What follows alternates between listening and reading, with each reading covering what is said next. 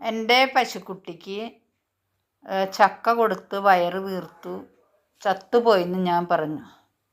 ഞാനില്ലാത്ത സമയത്തായിരുന്നു, രാത്രിയിലാണ് ഇത് സംഭവിച്ചത്.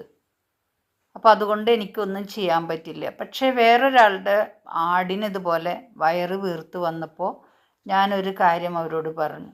അയമോദകവും ചുക്കും ജീരകവും അതുപോലെ തന്നെ ഒരു കഷ്ണം ജാതിക്കയും കൂടി നന്നായിട്ട് അരച്ചിട്ട് കൊടുക്കാൻ പറഞ്ഞു.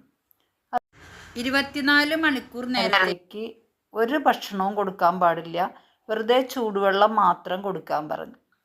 അപ്പോൾ പശുവിന് പിന്നെ ഞാൻ അവരോട് ഒരു കാര്യം കൂടി പറഞ്ഞു, ഒന്ന് എനിമെടുക്കാൻ പറഞ്ഞു പശുവിനല്ല ആടിന്.